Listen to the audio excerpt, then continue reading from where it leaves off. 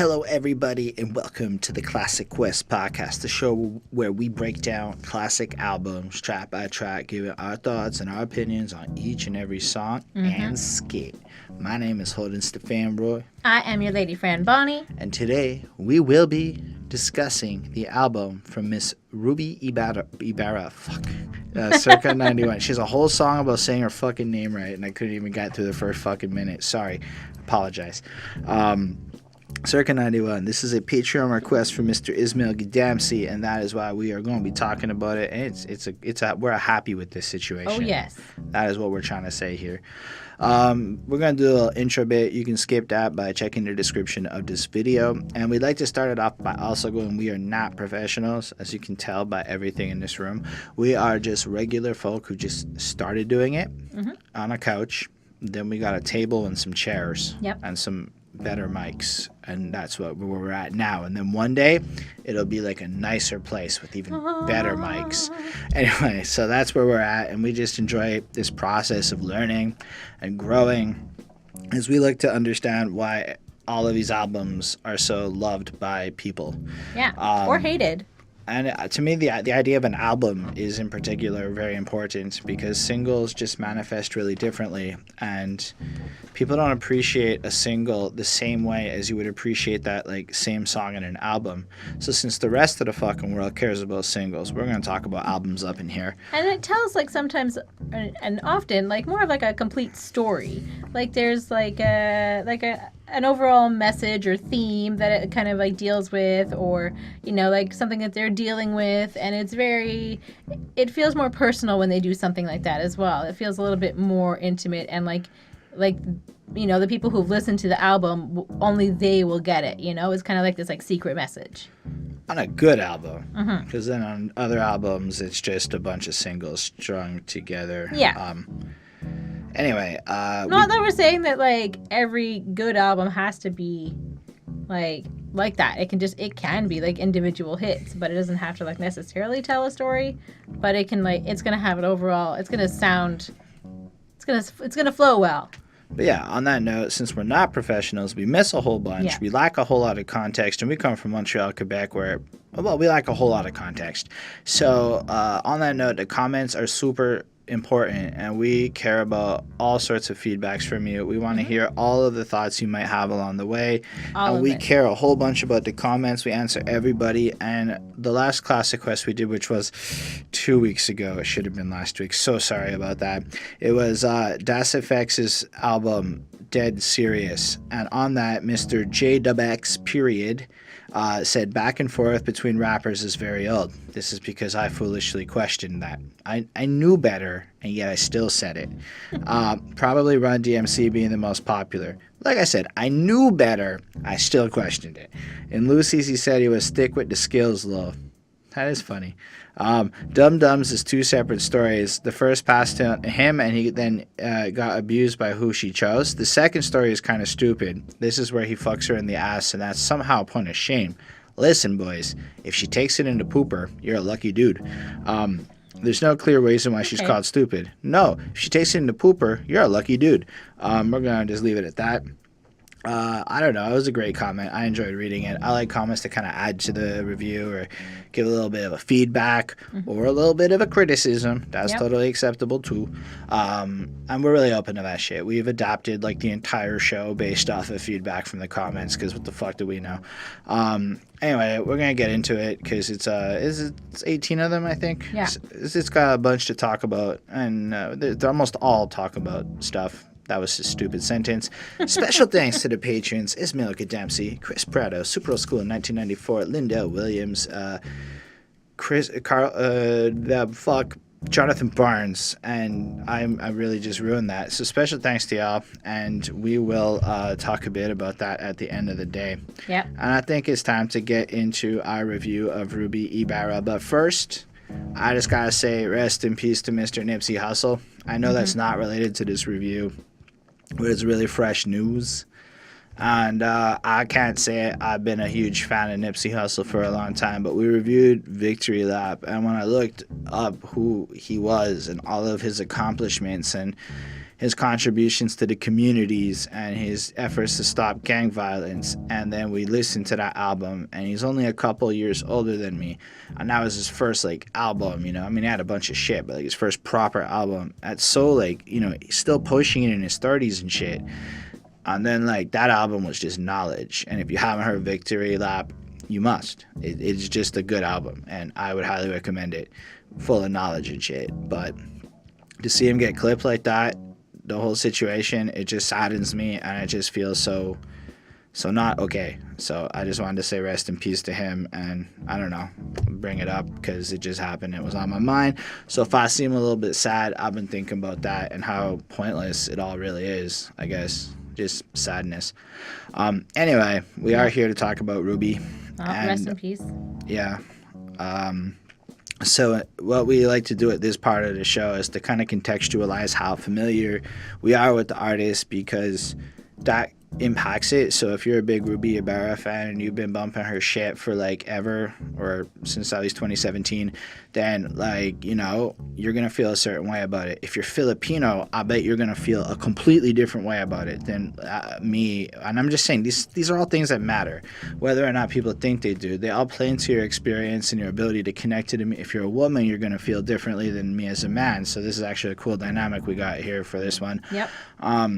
And all that matters, especially how big of a fan you are of her, is going to be the biggest thing of how you're going to take her music and shit. So I didn't know who she was until Ismail said she's a dope rapper and she's a lady, and you guys have been asking for dope women, so I'm going to make you do it with Patreon. And then this moment has happened.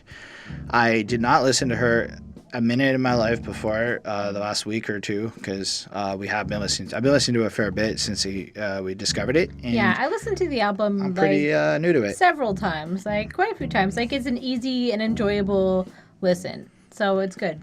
Anyway, I don't have a lot more to say about her except that we should review more women on this channel, so feel free to tell us what lady rappers you would like to see us cover, and we will absolutely add them to our list. This every 10th episode we've been trying to do a lady rapper. This doesn't cut into that, so we'll still be doing another lady rapper in a couple weeks. I say we move into the album cover and the name. Yeah. Circa91. She's born in 91. Proper title. Yep. I like it. I don't have a lot to comment on it. It just fits. Yep. It's like you expect it on some like branding. Like it's a Ruby Ibarra since 91. Perfect. There's not much else I can add to it except that it's a cool title. And that cover is just, I like the fact that her eyes are closed and it just looks like she's almost like a statue or like a bold, fierce warrior person. But like you're not getting your typical poses or anything, just like it's just her. It's very like it's like a, you know, like a side picture, like a profile picture kind of, and it's very like shadowy. I like the way it is, and it's like very dark, and she's in like a dark shirt, and like the background is black, and like it's very like dark, and it just kind of is like the light kind of playing up on her face and everything. So it's really like quite simple, and I don't know if she's necessarily like if her eyes are completely closed or if she's just looking downwards. That's possible. It could be that they're like kind of open. I don't know. It's hard to tell. But she's definitely like seems like she's pensive and like maybe like ready to. It looks like she's explode. like. I don't know. To me, she looks like this like general on the field of battle, ready to fucking knock you. Like I wouldn't want to fuck with her. I feel like she could kick the shit out of me with the way that album cover looks. Anyway. I don't have a lot more to say just because I don't know a lot about her except that, well, we've covered everything I pretty much know about her up until this point. Yep, and I just wanted to say that this album came out on October 3rd, 2017, so not that long ago. That's fair. Anyway, Brown Out is the start.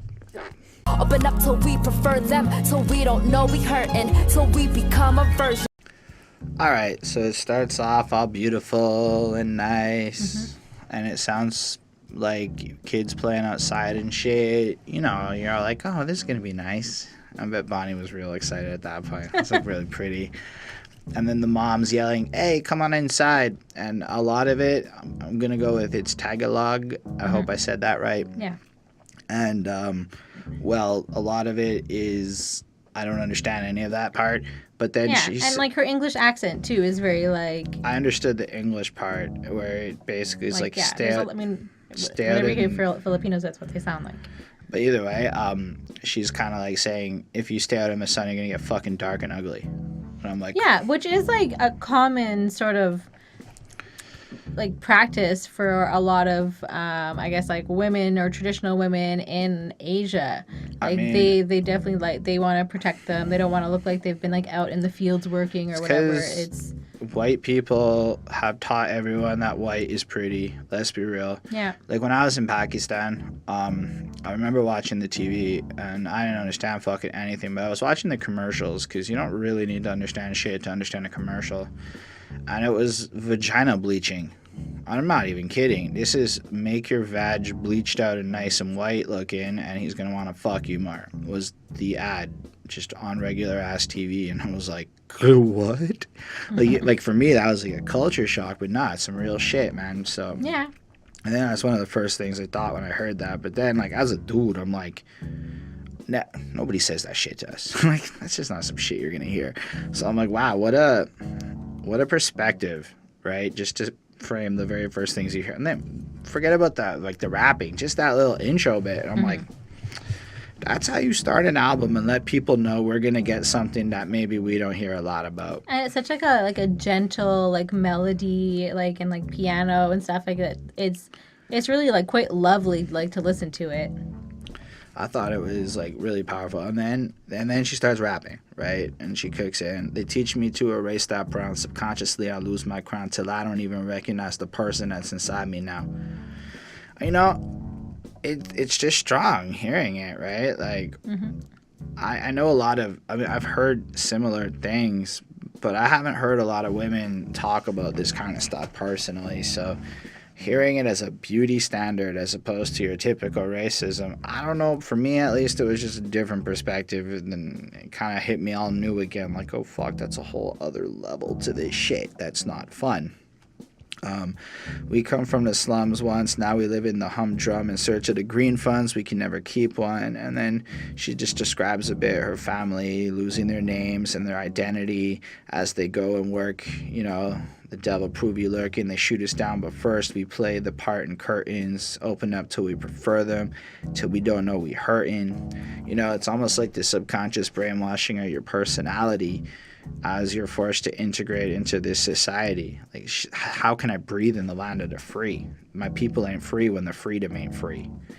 And that's like, I mean, I take it for granted. I'm born in fucking Canada. I'm a native, so I'm not like a Native American native, but like a person born here. So, and I'm white, so like this is shit I've never lived through and stuff I don't really think through. And then it's like, I think it's just that she kind of builds through and describes like the struggle, the defeating feeling till she gives in and is just whitening her skin, because that way she'll blend in better and maybe be more white and some shit. Yeah.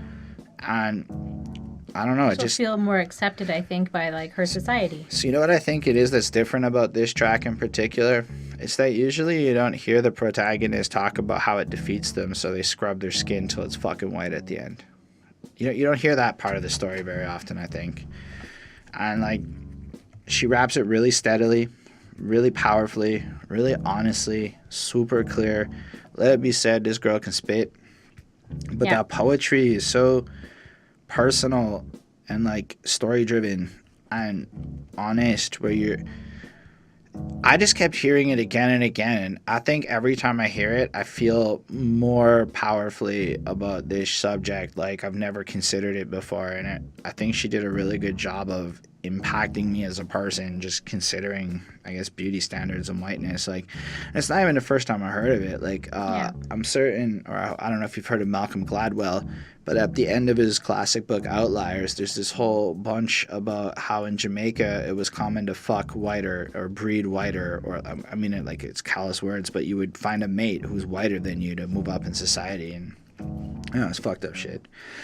I give this a 4.75 on 5. I thought it was extremely powerful. It's very moving.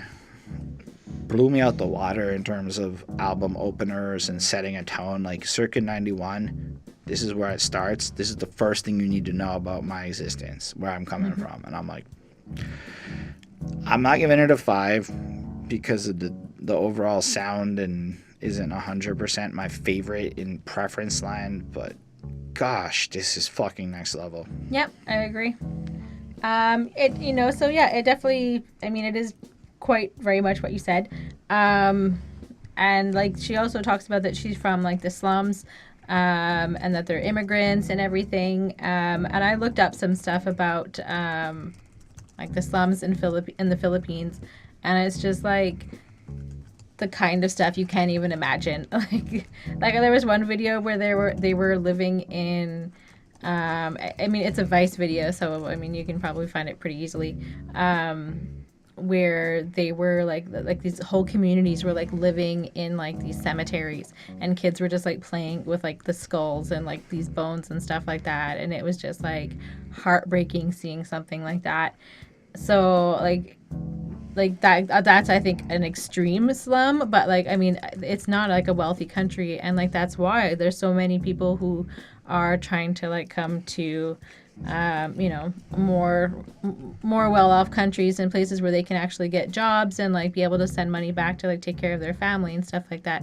So, and there is a I think like I know it like a few years ago, I don't know if it still is the number one, but a few years ago I know in Canada they were like the number one immigrant to Canada, and I think there was like Haitian came in after like the earthquake and all that, but so they were like really up there. So we definitely see them a lot of the time. And so anyways, so like this like the sound of like the song is like kind of crackly, like a record. So I always like that. And just sort of like discusses like losing herself while trying to like find herself like in America, and I think just like trying to like understand who she is, where she came from, while trying to still fit in with like this kind of like new society that she grew up into, but she still doesn't feel like she necessarily fits into it. And she only sees like white people in the media and not people that look like her, which is something that we often hear about, and we often like. Whenever I've studied like any sort of media classes, like even in high school, like that's something that they would talk about, that people need to like see like reflections of themselves on TV and like in the media and in the news and just everywhere, so that they so people aren't having to bleach their vaginas and stuff like that to seem like the upper class or whatever people think, I guess, or whatever white people think of themselves. So yeah, anyways, I think that it's very relatable to immigrants especially. I imagine that this feels like it probably hits home for like a lot of people, and like because like I said, there are such like a high number of at least I know to Canada, I'm sure to the Philippines, and also like a lot of other countries,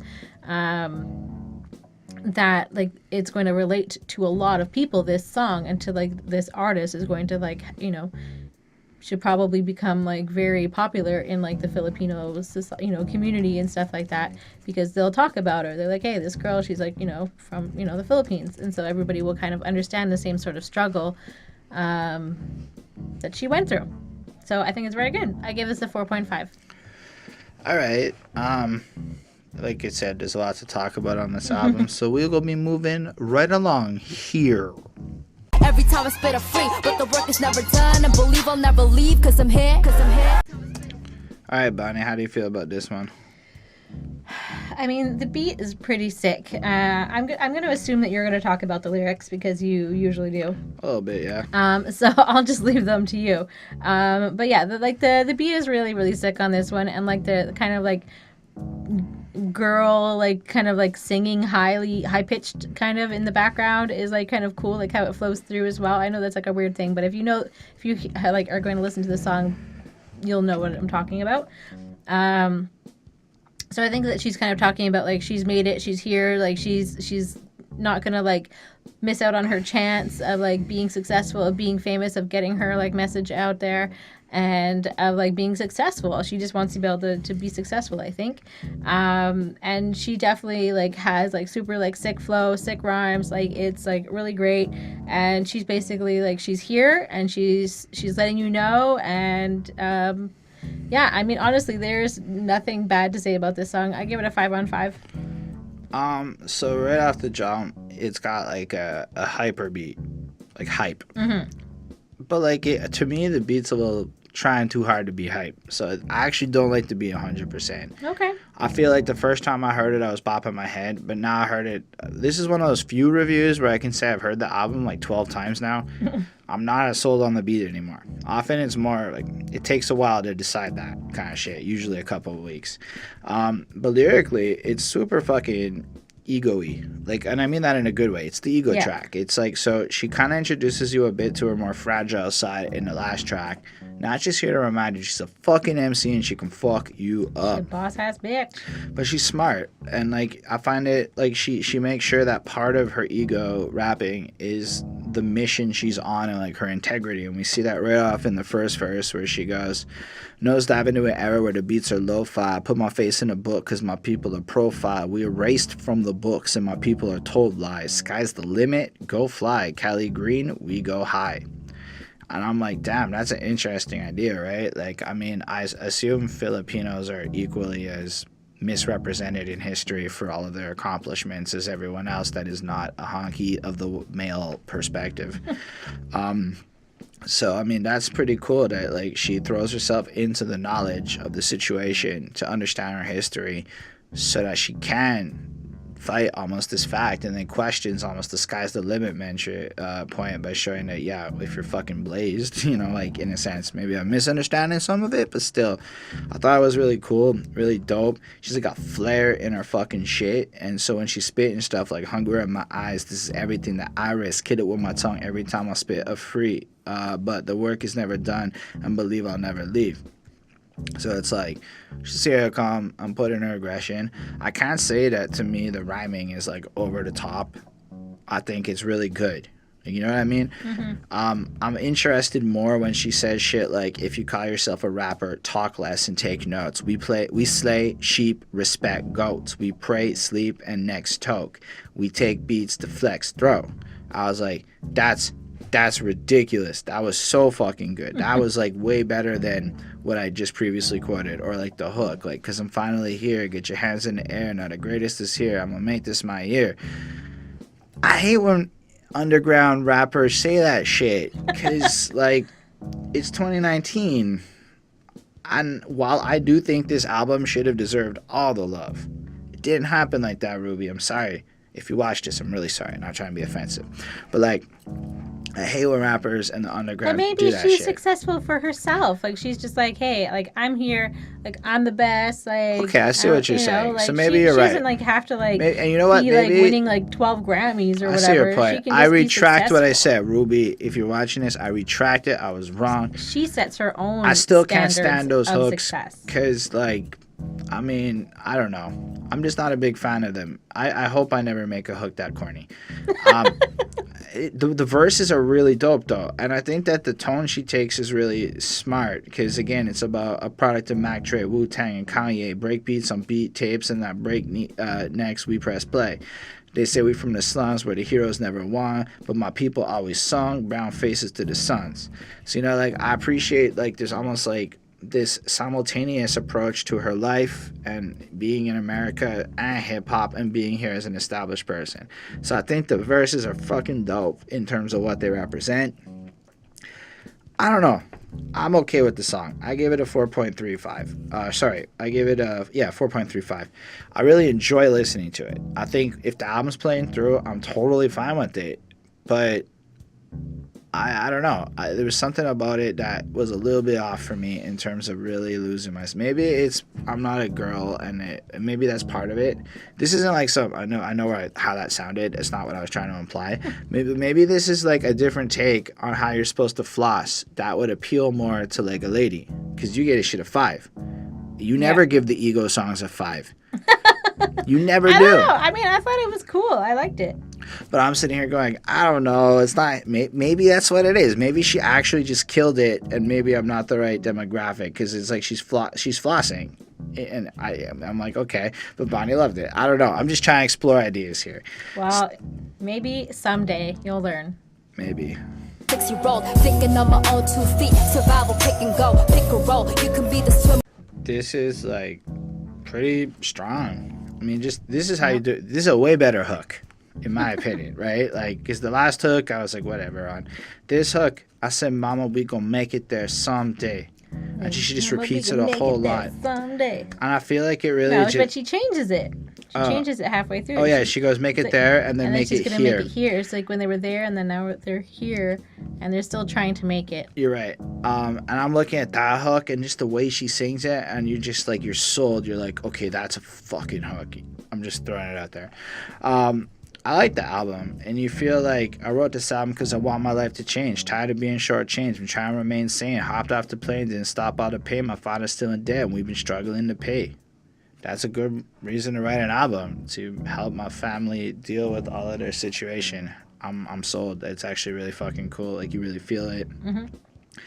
And then, I don't know, like, I like the fact that she says humdrum. She says it a couple times on this album, and I've never really heard a lot of rappers say humdrum. Anyway, I know what it means. I've heard it before.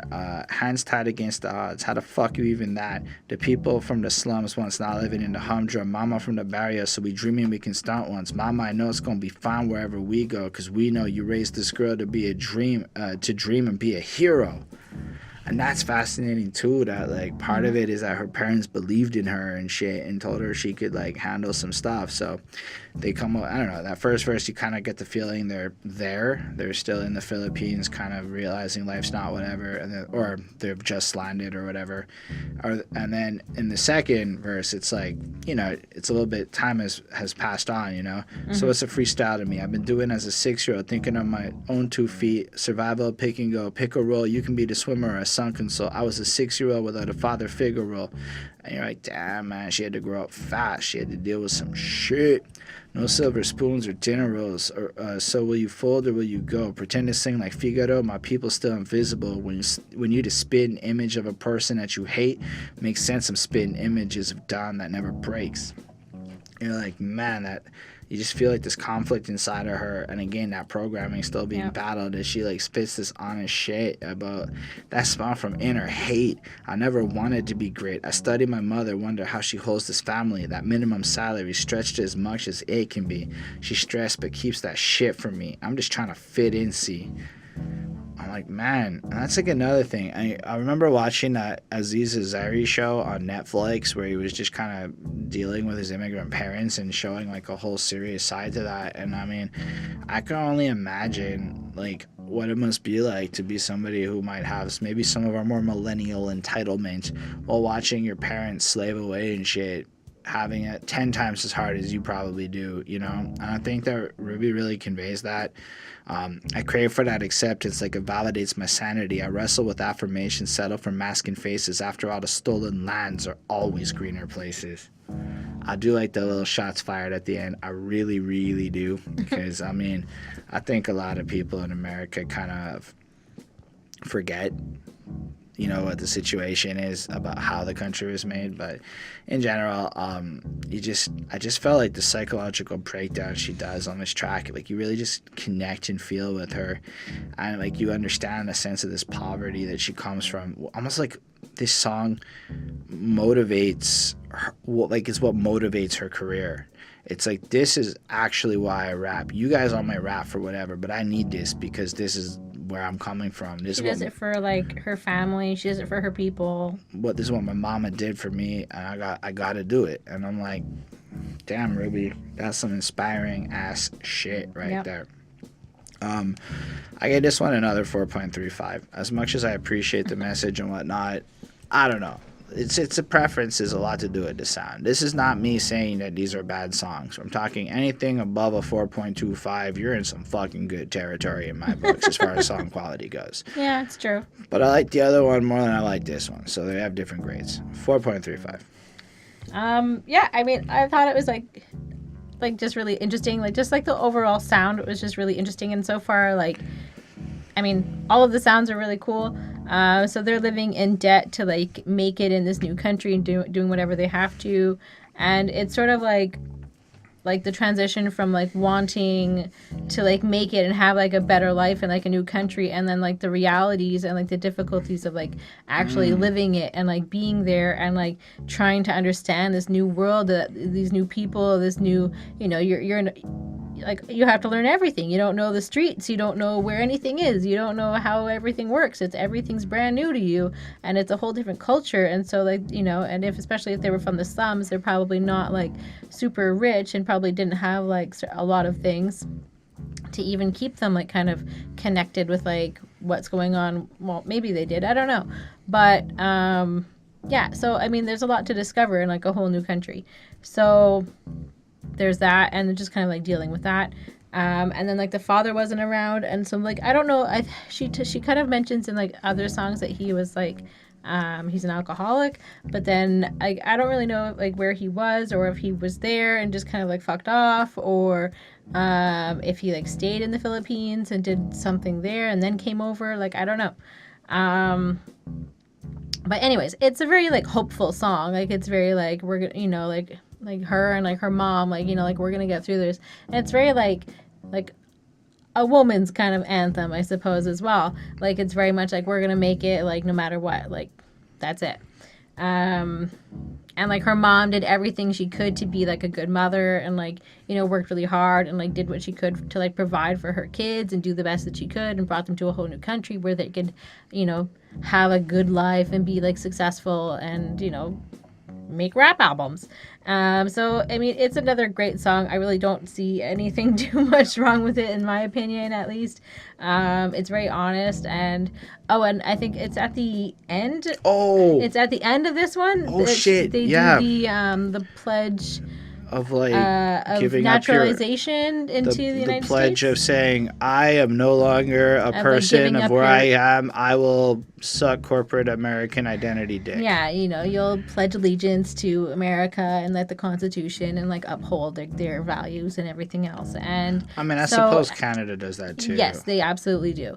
And so it's definitely something that like every immigrant or, you know, anybody that is, you know, wanting citizenship in another country has to go through that. You know, has to say like, you know, I'll uphold this country's values, blah blah blah blah blah, all that stuff. So it's again, this is obviously something that's going to like resonate with a lot of immigrants, and so I think that's going to be like a really cool kind of like bringing like people from all like across the world together because they'll like this, instead of like necessarily like one type of people listening to, you know, white people listen to Eminem, or, you know, like where it's just gonna, I don't know, I think it's gonna be like a bringing together of people. So I give this a 5 on 5. I loved it. Ah, you're right. I mean, it's interesting, right? Because I've never heard anything like this. It's really interesting. Like, this is an album so far about immigrating to America and struggling with their identity, whereas a lot of hip hop is people born in America struggling with their identity. It's a different story. But like I work for an international software company, and one of the things my company learned is immigrants cost less money to hire.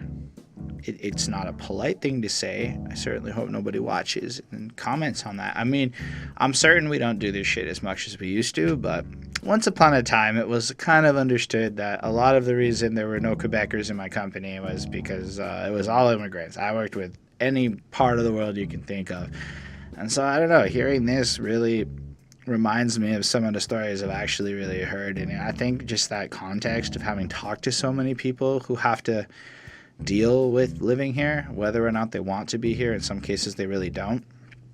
It's really like, it almost adds like a high level of validation to what she's saying, because it really parallels even the people that I've met in Montreal who have come to this place. And I thought that was just really interesting. Anyway, the next one is called The Other Side. Welcome. The grass is greener on the other side. Follow me, they'll each. All right, Bonnie, what do you think about this one? Do you feel that the grass is greener on the other side? No. I think we're running out of grass.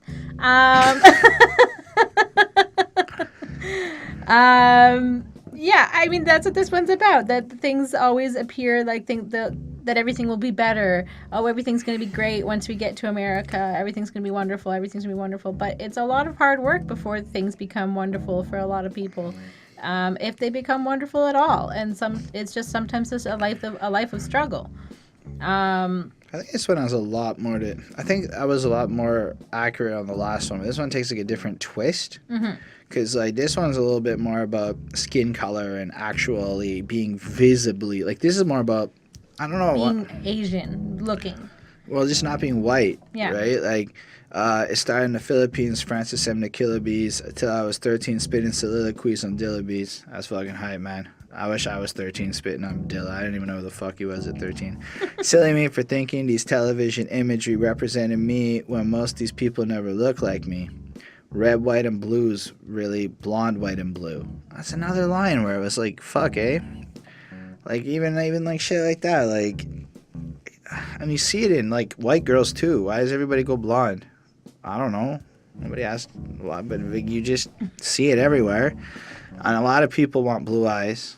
I don't really get it. Yeah, there's contacts for it and stuff. So it really is, no matter what woman you are, it seems blonde, white, and blue is the goal. Even if you're not white, it still seems to be something that is chased by a lot. And I'm not judging this. This is just what I see. I don't know. And then I see my people want to lighten, but enlightenment's in you. Reflection of the hues, deflection of the truth. Attention to the cues, we neck to neck and start to lose.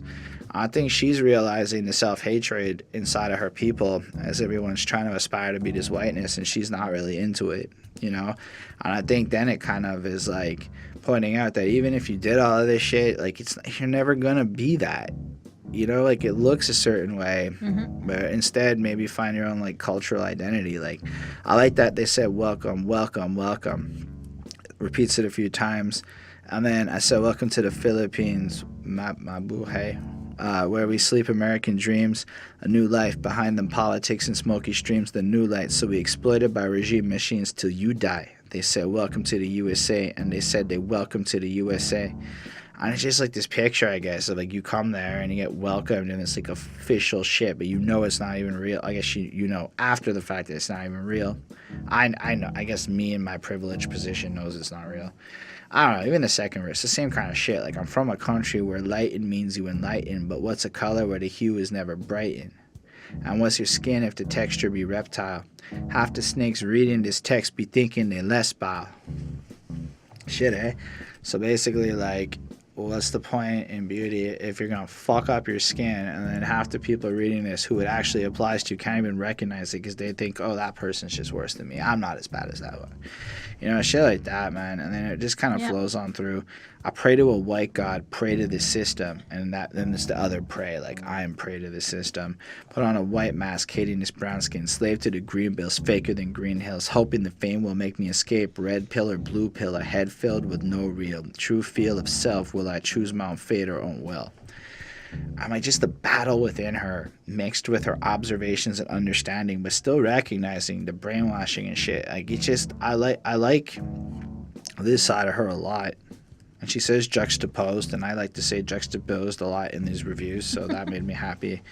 I don't know, man. This one I liked more, and I think it really hit me heavier, and it was like, just like it's like being like a first generation person. You know, I know a lot of second generation people I grew up with and shit, and, you know, like, whatever, but I don't know. I think it is a really interesting perspective, and one that I think is even more relevant in 2019 than ever, right? Like, because, I mean, people are just going to move everywhere. But it's more than that. Like, everyone is scared of immigrants. But I don't think people hear the stories of what they have to go through, and people don't understand what it is. So having an album like this that's just telling this kind of a story, like you said, I bet a lot of people can rally behind it. And on the other hand, I think, like, a lot of other people would benefit from hearing it.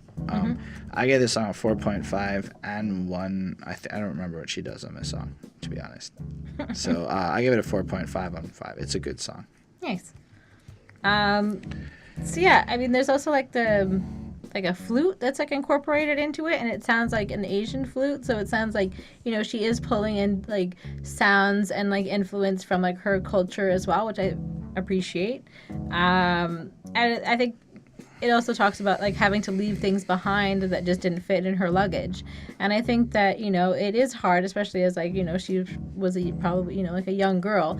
And, you know, having to like leave certain toys behind or like certain trinkets or whatever, or maybe they just, I don't know. I mean, just having to leave everything behind and only taking what's in like your 2 suitcases sometimes when you have a whole house maybe full of stuff is kind of like, wow, it's like, this is it. Like, this is what I'm taking. Like, these are the essentials.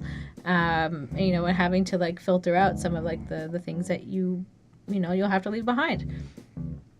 Yeah,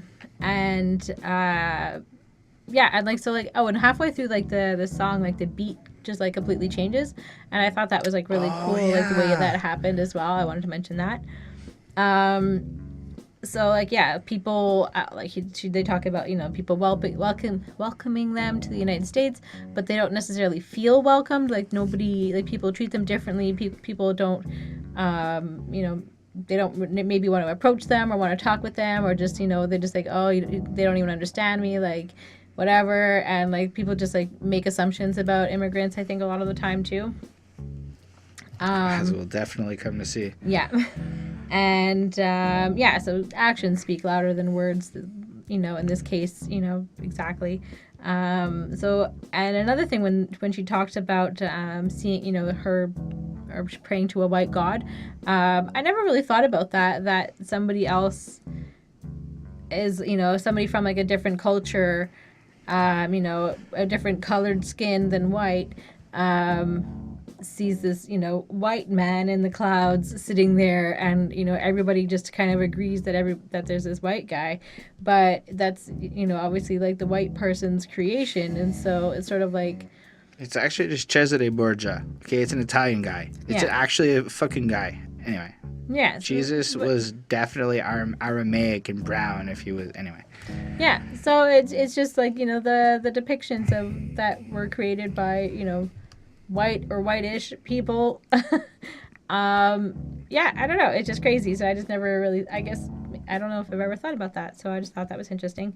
So even seeing like God isn't a reflection of yourself, like that's, like, I feel like there's an issue with that. I feel like that you should see God, like you should see yourself in God, you know, right. Like it just makes more sense, I think.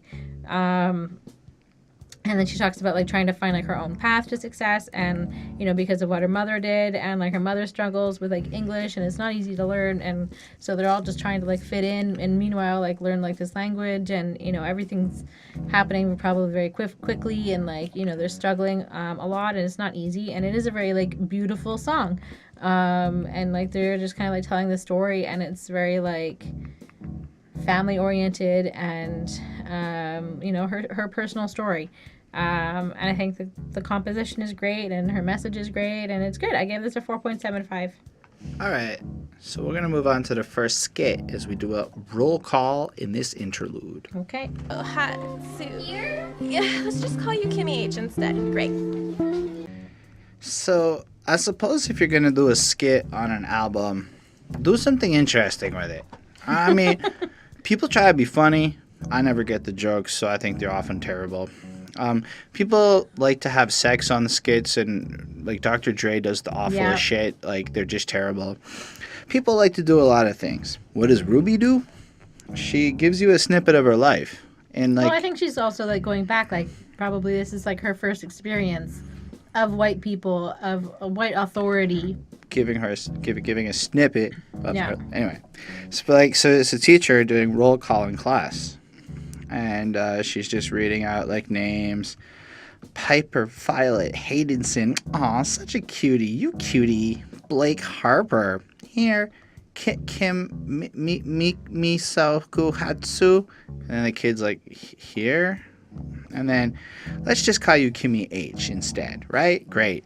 Ruby Anapabale, you know, whatever. Javier here. Jose. How many names? No, it's not Javier. It's Javier. Javier. I can't even say it wrong. Joselito Capa. Joselito. Like she says Kappa. it like. How many names do you have? You'll be JJ. And damn. I suppose it makes sense why so many of the Asian kids I've gone to school with were John. Like, how many of them are just John? Yeah, there was like a Chinese kid that I know. Like, he has like a French like French Canadian name, and I was like, this is your name? And they're like, but like their family never call him that, and it's like, well, that's just kind of what he's given to fit into society. Yeah, and it's just, I don't know. This actually made me think about a story of my youth. I grew up as a child of the 90s, so I was born in 87. Circa 87, what? And then we were about like 8, 9, 10, somewhere in the middle of elementary school. And this kid named Hyuk Soo shows up in our class. Boy, did we butcher that kid's name. We were cruel ass motherfuckers. Like when I heard this song, I just had this realization of how many jokes I've made in my younger childhood days about foreign kids' names. There was an Asian kid. I went to a really redneck white school, and there was an Asian kid that came, and honestly, I couldn't tell you what his real name was because everybody just called him Ping Pong. Like, that's pretty fucking racist. I mean, and the thing is like, I'll think about it now, and I'm like, that's so fucking bad. Yeah. But, like, you didn't know better back then at, like, 10. But, like, still, I could only imagine what that kid, his version of this song would be. And then there I am, an active participant in that bullshit.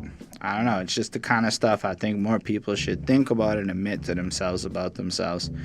So, I give it a 4.5. I mean, it's pretty good at serving a role on this project, and being provocative enough to make you think while being so fucking innocuous.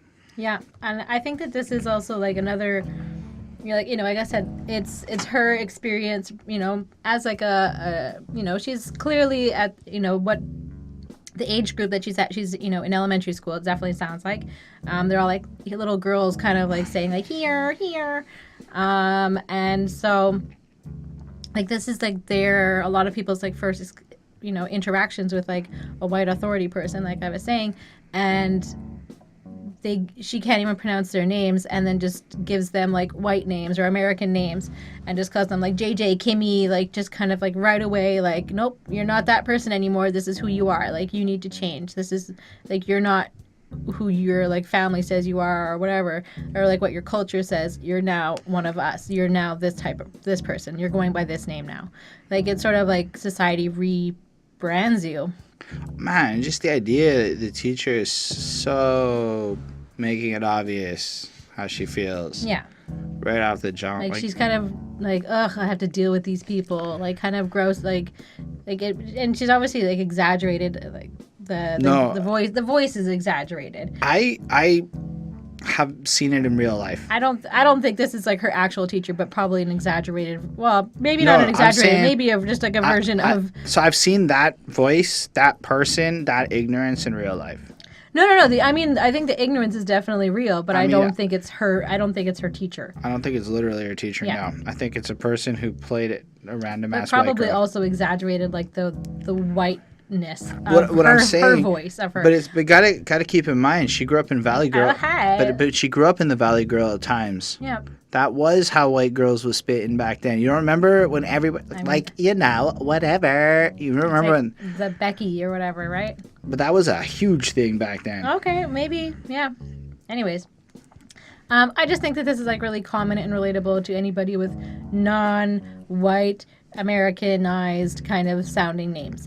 So I think that this is going to just relate to like a whole bunch of people, and like it's going to, like a lot of people are going to be like, yep, like the way that she called out like the Asian names and like the Spanish names and like just kind of like screwing everything up. So it's like people who aren't like Piper, like very like English. Who the fuck is named Piper?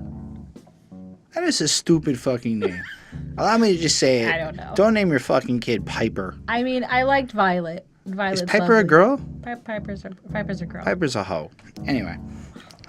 Sorry, I'm not slut shaming. That's not right. But Piper sounds like a porn star. Anyways, I gave it a 4.5. All right. The next song on this album is Taking names. Yeah, don't fuck up her name. The bullets bringing, I gotta jump. Big up to eyes in the jungle that's ready to dump. Gorilla Pinos. All right, this guy is like a 6-minute trap banger. Wow, I actually said it in 4 words. I actually summarized a song in 4 words. 6-minute trap banger. Because it comes in on, like, you get the sense that they gonna go in on this shit. You know, Ruby, she's the hero and shit. From Morro Bay to the East Bay, we stay surviving where we stay. They keep invading where we lay. There's no debating that we pay. And it's that flow. It's that, everybody know that flow. And then she's describing shit like that naval base up in Subic Bay. And I'm like, oh, fuck, hey, there is U.S. bases and shit in the Philippines and probably some bullshit going on with that. And so I love the fact that this shit is unapologetically Filipino. And it made me, like, learn shit. Like when the land was raped and they changed the way to my father drowning in that alcohol, and then my mama always be up in that Escanol. What is Escanol? Escanol is a skin whitening product. Oh, that is fucked up. Because these thoughts make the brown skin start to crawl. So I take the Kush in, get it, just to break the fall. Man, it's fucking hard. And she goes in, and so, like, she's spitting this trap shit with that trap swag and that intensity and shit, but, like, really, it's showing she's crazy Filipinos in here. But like it's got like this is why I'm hard feel to it. That is fucking powerful. And like I think it's just driven in history of who they are. And we get some Tagalog that's going on. Like I can't really pronounce it at all, but in the second verse, because we have Bambu who's doing that. Also Nump Trump does there's some crazy Filipinos in here. And then I like how Bambu spits this whole fucking thing. You know, teaches me what a PCN is, because I didn't know. It's Philippines Culture Night, which is usually, whatever. I think actually, I don't know if that shit's in Montreal, but I went to some Filipino culture event. So maybe I've been to one of those in Montreal that happened. I know that they have them, because one of my Filipino friends at my old job, it was talking about it, so... So like they're pretty cool. Like I worked with this crazy cool Filipino singer lady. In fact, I've worked with a lot of Filipinos, and my biggest takeaway of Filipino culture is they will feed you. Oh yes. And there is nothing to be said poorly about a culture that will happily feed you. There was, can I tell like this random little story? I used to work at a retail store, and like a big retail store, and there used to be like people that would come in and steal from us all the time, and we were always aware of like who they were, and we found out and whatever. And there was this like, you know, mom age or like older even and like lady that would come in, like a Filipino lady, and she would come in and she would bring us like a tray full of food that she would make for us, and like we would all just like be like, yeah, she's back, and then we would just like, you know, all of us like young kids would just like take it into the back and eat, and she would steal from us. She stole from us for I don't know how long, but we didn't even notice because we were just too busy eating the food that she made for us. So even when she's like committing crimes, she's still feeding us. So that's exactly and she's when I realized what you were saying, she's hustling to like she's you know, maybe she's a struggling immigrant doing what you got to do to feed her family. So yeah. not that I'm condoning thievery, but that seemed to be like the most like legit way of doing it, I guess. I also like how the dude kind of ends his verse. I'm just glossing over that. Ends the verse with, "But I hold no candles to the sister soldier, young Ruby." I can't do it, but Ibarra, I can't roll shit in my R's. Ibarra. I can't do it, but it was fucking sick the way he did it. And then I was thinking about the hook, which is cool, because the little bridge was roll call, where she has this like scarred moment of being fucked up, and now she's like, because this is roll calls. I'm taking names now. We only go wrong. I'm taking aim now. And when it's roll call, they know my name now, because she made sure everybody knows her fucking name. Yep. For a long time, I believed in the power of a name. And I know a lot of people don't, but that's part of why I like to use exact language, because every word has a meaning, and it's not just the meaning of a dictionary. Every word has a meaning, and that meaning has some power in it.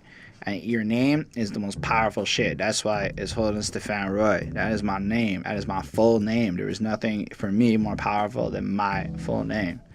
It's not Stephen. It's not, I get all this shit. It's Stephan with a little hard N. You don't even hold the N. That's just how it is. Anything else, it's not my name. Like that fucking bullshit song. That's not my name. That was a terrible song. And I really like the part where in the third verse she's kind of again brings up like, so we bleaching our skin white now because even my roots is a product of what when they killing our kin wipe out oppression from system that's holding power, they're hunting again right now. So you get that sense when she flips it. But if they mispronounce my name again, I make them take in every single syllable over again. And so never say my name if you think you never can. And then I started this podcast off fucking up her name. Because my name is a part of me and something I will defend. So if you cross me, you end in the crosshairs. Crossing out when I'm tossing the bars. They're twisting their face like they mispronounce names. And I'm tearing them down. I'm not stopping my reign. And I gotta like give it to her. I live in a place where I have had a pretty unique experience of having my name butchered my whole life, even though I'm a white dude with the name. Because for English people, my name's fucking easy. But moi, je vis au Québec. Et quand tu vis au Québec, tout le monde parle français. Et quand tout le monde parle français, il peut pas dire quelque chose comme Holden. C'est toujours Holden. Holden Roy. Anyway, so what I was saying is they don't know how to say my fucking name. It's always Holden because H-O is not in French. So I get it, Ruby. I'm with you. Motherfuckers better learn how to say your name right because that's your name. It's respect to say a name right, even if I fucked your name up. Sorry about that. But that's just truth. So I really dug it. I really felt the power and the energy on it, the swag on this track. It's pretty fuego, as they say. I give it a 4.5 on 5. I think it's like really great. Yep. It definitely has like a super sick beat. It feels hard. It feels like you're gonna get some. Like it just feels sick. And this is a song where she mentioned that her father was an alcoholic. And then the mom using bleaching cream, which you mentioned as well. And I think that's exactly it. I think she's just making people know her name, to be famous, to have her name on like, billboards or whatever. And like, she just wants you to know who she is. And she talks about being like jungle savage. And there's like, and then she talks about there's crazy Filipinos in here. So I think that's also another thing too, is that a lot of people like assume people probably like Cambodia, Vietnamese, like Filipino, like that kind of like the south I think it's they're the Southeast Asians. I think a lot of them just assume that they're like all in like these jungles and like because they've seen like the movies and stuff like that set in like these wars from like the 70s or whatever, like the Vietnamese War, and so they just probably assume everybody just is like the same and everything is the same there, and so yeah, it's just ridiculous white people thoughts. And I think it's really cool that there's that they're using their language throughout, and like all of the artists are kind of like Filipino, and they're all kind of speaking like their language. And I think that that's really cool to always incorporate like your own culture and your own heritage, and like especially the fact that they're immigrants and things like that. And Bambu, when he was singing, I found like sometimes he kind of sounded a little bit like Eminem in his voice. So I mean, even though like he says he has an accent, I wasn't hearing any accent except the same accent that Eminem has.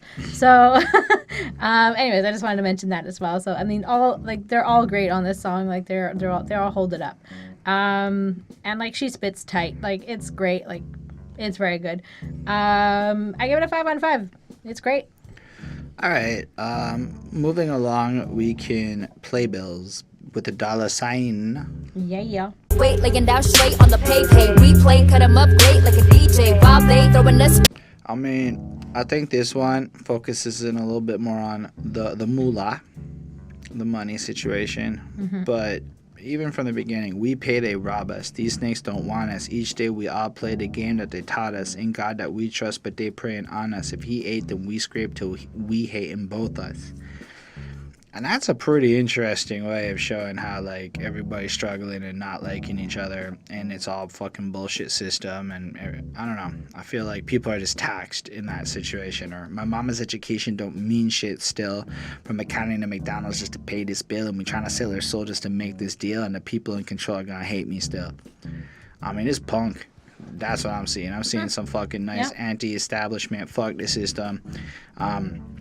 Definitely has its like nuance of where she's coming from, so like having a brown face or the colonizer tongue line and just showing that this is that bullshit that you're going through with these people who have done these things to you. Mm-hmm. Made it across the ocean, motherfuckers better make way 7,000 miles and they didn't want us in the first place. These days was the pay rate for a briefcase, times 8, that's the death rate and it's prepaid. You get the sense that a lot of the Filipino situation is comparable to a lot of other hood stories we've come across so far, and the types of messaging that's given to people, an opportunity that exists for them, etc. I feel like she doesn't have the opportunity that she feels is there, and she doesn't see it for her people or the environment that she's in, and it's the same type of bullshit like you would come across anywhere else. Then she has the hook. I'm okay with it. She made $1 from a peso. She's making it rain. She's made it, I guess, so she's got money now. Yep. Then it is all Tagalog, which was really cool to listen to. I actually really enjoyed it. I went ahead and Google translated it, so it's not very good translations, but it's kind of following suit. Or maybe I'll get some money for me to take care of, or do I have to deal with it when I'm in trouble and it's okay? Let's take a look at her skin waste when it comes to paint. It is the culture of our culture, the politics of pure culture. Anyway, shit like that. I don't actually know how good or bad that translation is, but it kind of flows on through, and I feel like it has a very similar tone. And yeah, I don't know. I really enjoyed this song-ish. I feel like overall this has been my least favorite song so far, because not over the content, but because it's a slow trap song. Like, it's kind of trappy, travel vibey, but that shit is so slow, and like the tempo cranked right down. And I mean, I want to give my little part where I'm gonna say it's cool that she's versatile and that she can do it. But damn, was I not feeling this one. So I recognize how good or well made it is, but I don't know if I like it on this project, personally. Anyway, I give it a 4.25. I want to say I objectively think it's pretty well made. Yeah. And it's enjoyable. And you might really like it. So I don't want to be shitting on it like it's a bad song. I'm saying I didn't feel it that much. And it wasn't the Tagalog. It wasn't even the Tagalog verse I liked more than the English verse.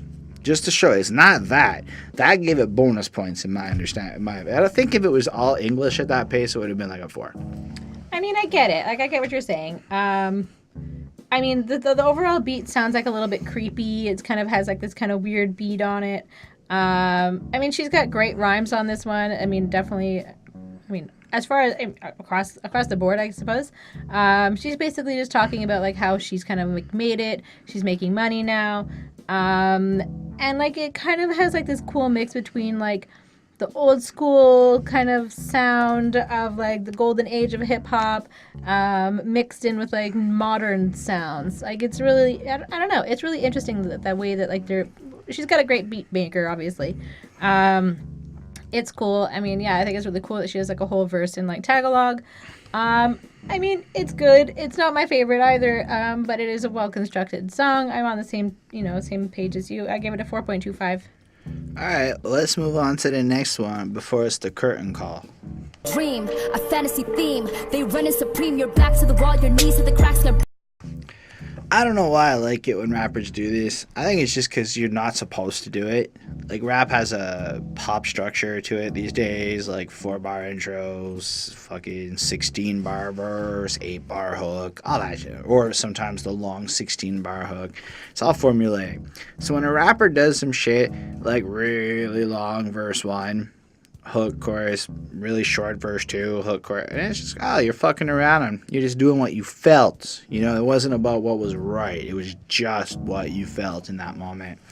I think that's pretty cool. But whereas the last one wasn't doing it for me, this one, it's doing it for me. This is hype. This is vicious. This is some venomous ass shit. Like, this is her being like, oh, you guys are fake fucks? What you gonna do when the shit hits the fan? Or shall I say, when it's curtain call? That's what she chose. Yes. But like right off the jump, man, check this Southeast mouthpiece. Hit him with that loud speech. Funny when they doubt me. Motherfucking crown me. I'll be rowdy. What you know about me? Fuck all of that formulaic image that they tout me. Act out, lash out. Here to take the fast road. Brown out, a spaz out, then do it till I pass out. Yo, the way she spits it, it's not like she's saying significantly new shit, but she's saying some shit like, I'm pushing to the limit. I'm grinding. I'm balls to the walls going out.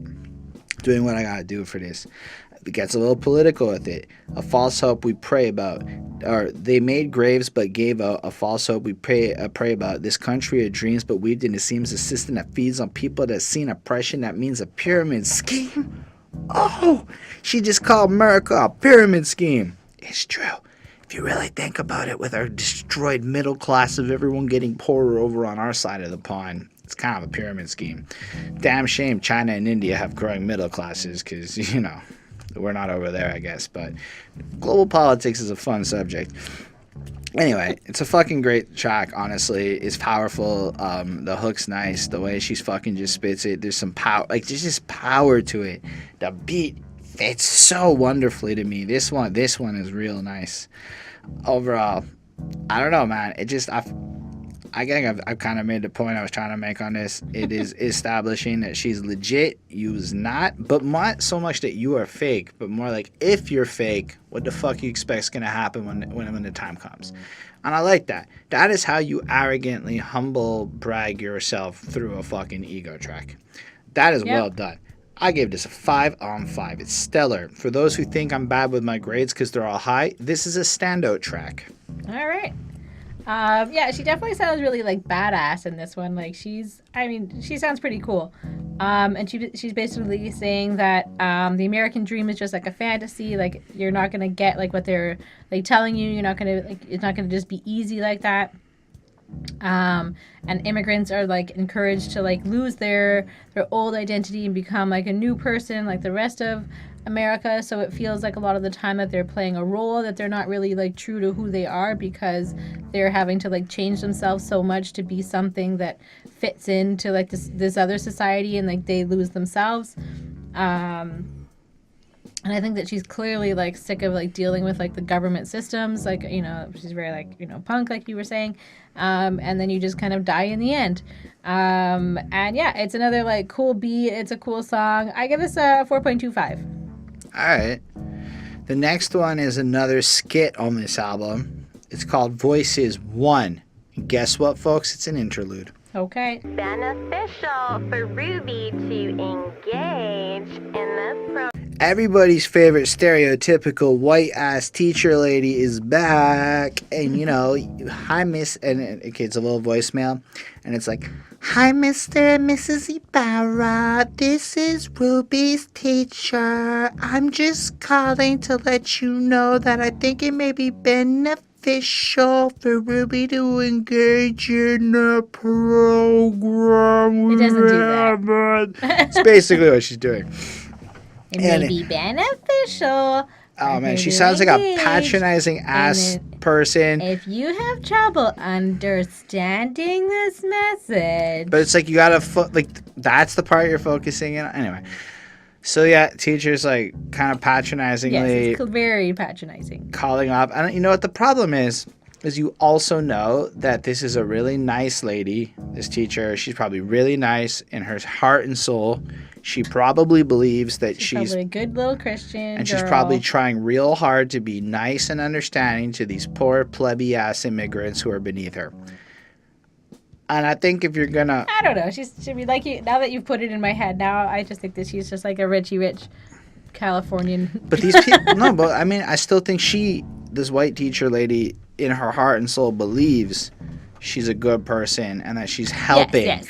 And that this is all for the benefit of shit, but without understanding how patronizingly bullshit it comes off. Mm-hmm. And I think that's the point. I think it's a little bit of a good description of how like English can be perceived as this privilege thing. It's like, yo, you think we're stupid because we don't speak your language. That is the point, I think. And that's a reality. And I know we all know, we've seen the internet and how people are about English. My literal favorite comments are when people call me stupid or some bullshit, and that's fine. Sometimes I say some stupid shit, but they're calling me dumb, and their grammar is just atrocious. I love it when that happens. I always correct their grammar while thanking them for informing me how stupid I am. Anyway, I like this skit. I like the way she's using them on this album. I think it's a 4 on 5. Obviously, it's a little. It's not the same as the other one, but it's still pretty good for its rule. Yeah, I mean, same. I gave it a 4.25. Well, I gave it a 4, so it's not the same, but. Well, I mean, anyways. By comparison, your mark is in the skies. Breathe like them, change my speech on my teeth like them, teach myself I gotta reach like them till you realize them. I'm gonna say The reviewer in me is going, man, she just started with the grass is green on the other side. Thematically, oh shit, we're talking about the same kind of thing. But that's okay. From like the fan in me, the objective, like whatever, it's like, damn, I'm still sucked into it. But there's a little bit of the album is drilling home a certain series of points and a struggle, and this is her story and her identity. So I don't want to come off like I'm being like an asshole by saying it, but this is definitely another song about fitting into America as a Filipino lady. Yeah, but not as good. I would not agree with you. I mean, I really like this song. It's still good, Hold but on. I still don't think it's as good as the really other like this song. It's Okay. not. I mean, I'm giving this a 4.5 on 5. Okay. I mean, this has a great rhythm to it. Like the flow is new. It's a new flow we haven't heard yet Yes. on the album from like a rapping perspective. I love the idea of It's a going little bit slower. but trickier. It's not like that boring flow from the other. Sorry, Yeah. Ruby, if you're watching this. It's not like that boring flow from the other song. It's more like a trickier. Like I'm kind of like, okay, what are you doing with this? What are you doing with this? It's still pretty fucking sick.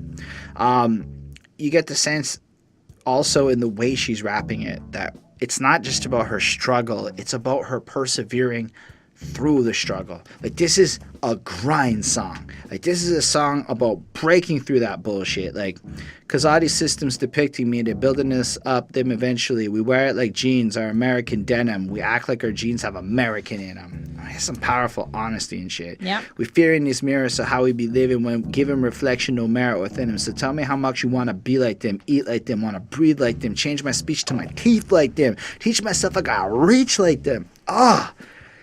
That's the type of shit I can just, like, I never had, like, I guess it's giving me words to describe feelings that I didn't know people had.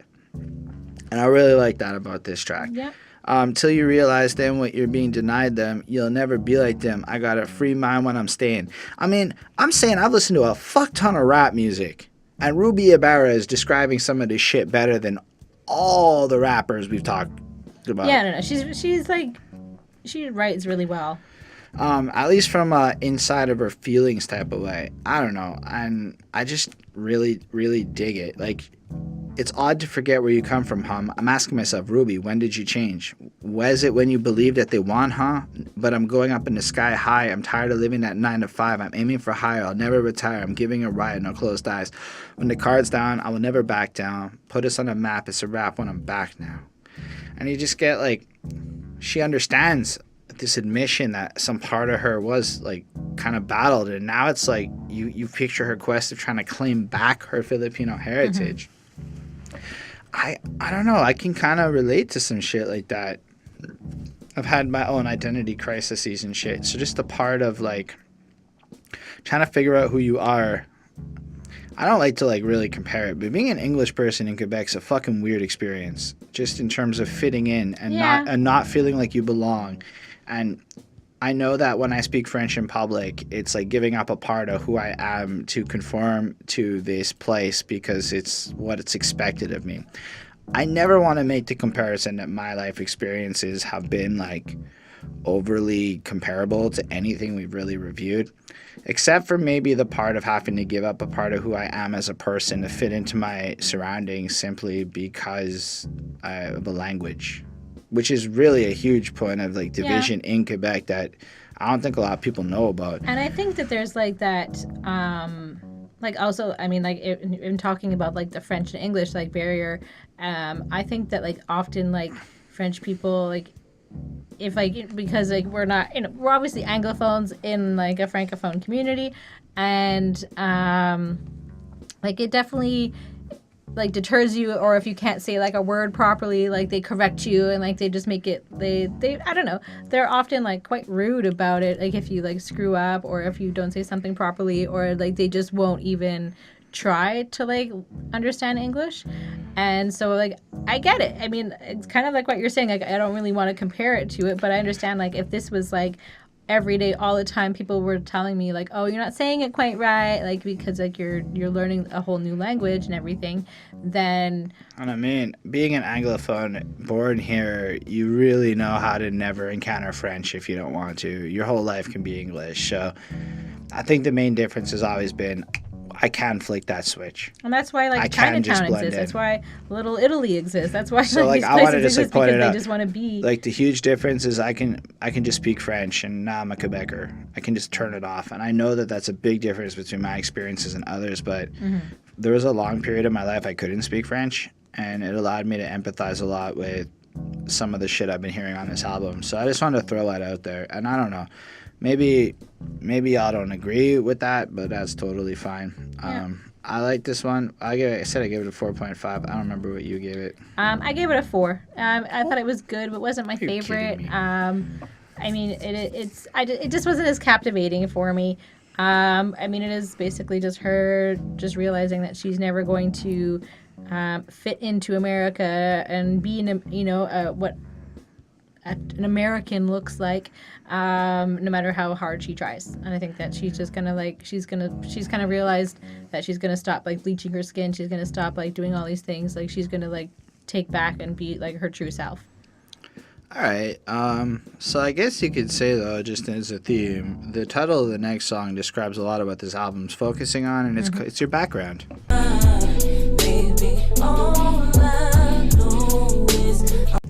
This is the one where they're like, my mom didn't want my younger sister to learn English or learn Tagalog just so it'd be like easier to fucking integrate.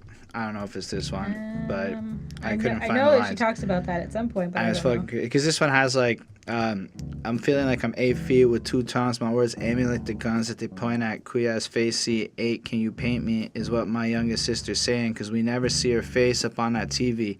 There's nothing like me until I don't like me. That's one we've heard a whole lot about in pop culture lately, and but it's, I mean, I've always looked at it like, and from a what, like I hear white people talking about it, like every new culture that wants representation, like, what, we already let the blacks in, I was like, fuck off, man. The point is like, all these people are here because we do active immigration campaigns to recruit people to come to Canada and shit. Like, we invited everybody here. Maybe we should play fair. I don't know. But it's just like, it kind of focuses on that, like, my head above the water, so how will I raise a daughter when the currency don't offer same peso to a dollar? I'm the daughter of 2 immigrants, been working that blue collar, and these days they barely talk unless they dream across the water. And that's some other shit too, like, when you see what your parents have had to go through to have to even consider what your experiences with children are going to be. Are you going to whitewash them? Are you going to try to, whatever? And shit, I don't know, man. This one just made me feel like, again, there's a lot.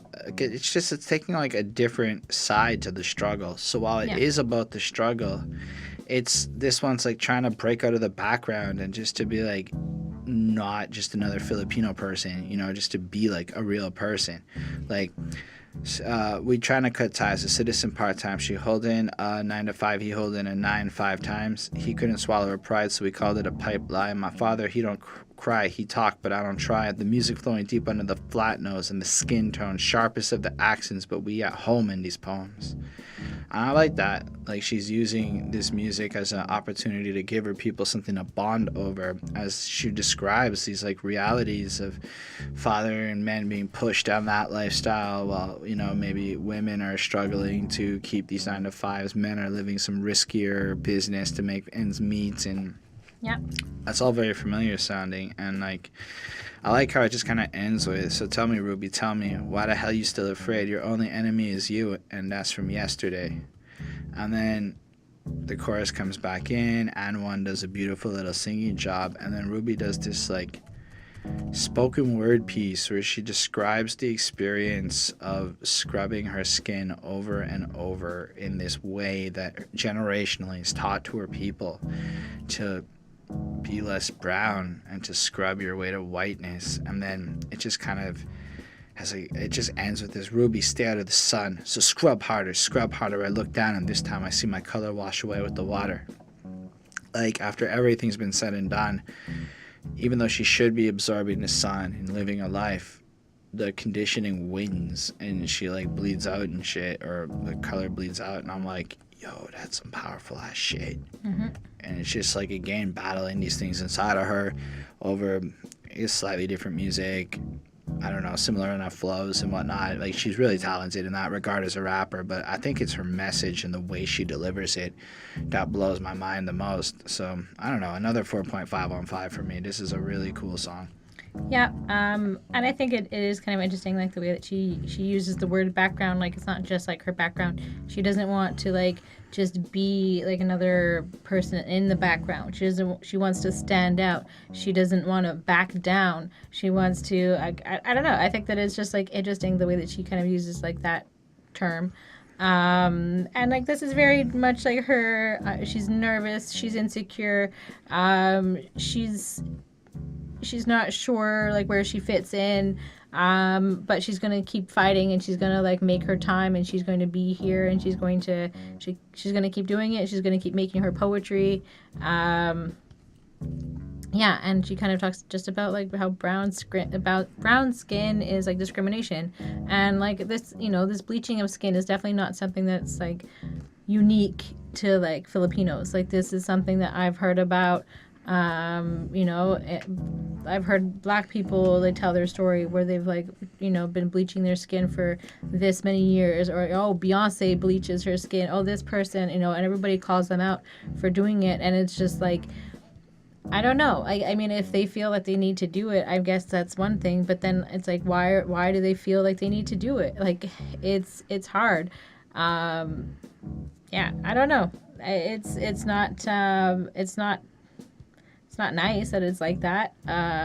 But yeah, it's just something that, you know, we've heard about before, but it is often, it's often women that end up, like, doing this, that it's, you know, that we have to, like, conform to, like, these, you know, standards that somebody else sets for us.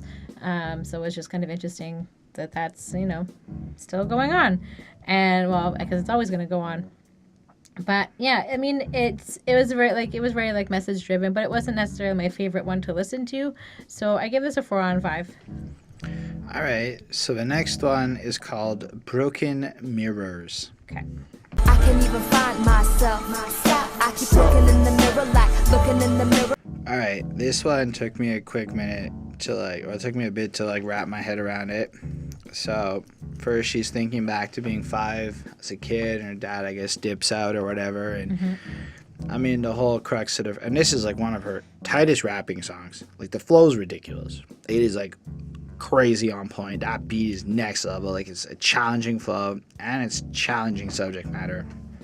So all of a sudden, father figure packed up, it's never been enough, so dad dips out. So I'm ducking when I catch a feeling, hate is what my heart is spilling. Papa killed this fate 1,000,000 times, so how do I forgive him? Pop a pill when pain is killing, popping veins, the proper feeling. People popping up are just a prop to me to hurt, I'm willing. Porcelain turned poison venom, probably won't prosper when I mean, this fucking crazy alliteration with all the P sounds and shit. When I'm see without the poppy prophecies, the problems pouring in, and pop that pussy, my position lying more than politicians call him daddy. Guys are building opposite opposition. Papa's never far from vision, carbon copy pop's reflection, fucking mirror paints the villain because it's always Papa in him. Unless I'm mistaken, she's daddy issue fucking older dudes and seeing her dad in them and some shit. Yeah, sounds about right. I mean, I've slept with that girl before. And, like, yeah, I'm like, first of all, I've never heard anybody break it down like that. Never. I've heard the story. I've heard, like, girls tell me the story in person. Never heard it in a rap song. And that's just the first verse. And then what happens in verse 2? Well, she's older. She's in a motel. Meets some guys who basically rapes her and shit. Holds me down, I can't feel him. These bed sheets feeling haunted when we in him. They say because she's tall and the way she dresses right. He rapes her, it's her fault. She should have been dressing right. Like when they catcall, she shouldn't be out at night. But fuck them, it's all of them that's been taking away her light. So close your eyes, you feel like you stuck. Take those hips, you nip and you tuck. No consent, he feeling the rush. Feel the burn with every touch. I'm like, so you're getting that shit where it's like, I mean, you see those videos of you shouldn't catcall women and shit. No, this is more like, yo, listen, women's getting raped, abused, taken advantage of for, so what? You shouldn't, you know, and it's just her perspective on it and just breaking it bluntly. So what? I dressed a certain way, so it's his right to just take it, you know, and the way she puts it bluntly, and just calls it what it is. open wide, the bruise in the guts. Deep inside, you feeling the cuts. All these mirrors never enough until you feel you never enough. I don't know, man. I guess it's your fucking people. I mean, certainly you're going to have some moments maybe where people just go too far and it's really bad moments. I can only imagine that just destroys your self-worth when you look in the mirror, questioning why you hate yourself and shit. And then I feel like that third verse, it's a little more positive, you know? Like, it's kind of a little more acknowledging, a little more controlling of it. But still kind of heavy. Like, it's more like I recognize that there's expectations and reality, and I understand that there's what I see and then there's what's really me, and there's no solution. It's just, this is what I need to do. You don't really feel like she's got there. You feel like this is the battle she's fighting. And here's the thing about this type of issue. I have never met a girl in my life, not one, who doesn't have a sexual harassment or abuse story. All 100% of the women in my life, all of them that I've talked to enough to have ever gotten to that point of a conversation. So, man, it's a really relevant song. It's very powerful. I mean, I think dudes need to hear shit like this. Because, men don't believe women still. It's what it is. I'm not. You don't have to agree with me. I'm telling you that's what it is. And you can go believe me or not. It's not a debate. That's what I'm trying to say there. And yeah, so I hear this and it's like it's really just, it moved me, and it's powerful, and it might be the best rapping on the album thus far in terms of actual rapping over that beat and shit. Oh, there's a 5. Like, this is the types of songs you don't forget. Okay. Yeah, I mean, it's that. So, I mean, she's definitely, like, having trouble, like, finding herself, and, like, it's just sort of, like, the struggles that she's going through, and, like, how she's still going through it in the different, like, situations that she's been in, and, like, how she just has to, like, not hate herself because, she thinks that she's never enough, that she's never going to be complete, she's never going to be happy, she's going to keep hating herself, and she just needs to stop. And I think that it's also, she also talks about, like, the kind of, like, the first generation of immigrants, I think, also, like, feels like a lot of weight on their shoulders to be successful and, like, take care of their family and not fuck up and not, like, make any mistakes, and just kind of, like, hold it down, especially if you're, like, probably, like, the oldest child or something like that, or the only child. Like, you have to, like, you have to, like, make your parents proud. Like, you have more pressure on you than other people, or, like, family back, in your country that is, like, depending on you for money or for resources or for, whatever. And so, like, it is hard that there's, like, all of this, like, kind of weight on her shoulders. And I think that she's kind of, like, with everything else that happened to her as well. Yeah, it's a lot. It's a lot to, like, go on with, like, real life, plus, like, all these other things that are on your shoulder, especially as, like, a young girl. So it definitely makes you, like, stressed out.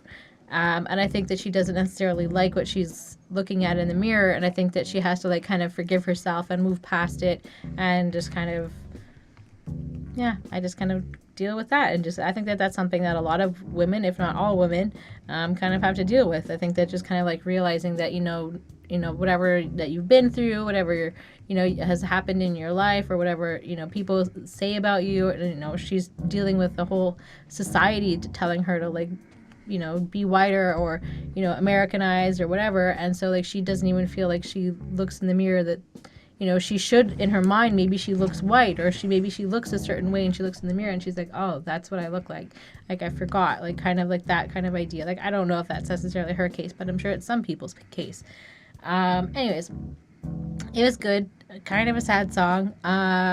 Good rhymes. I gave this a 4.15. I liked it, but it wasn't, like, my favorite, but it definitely has a good message.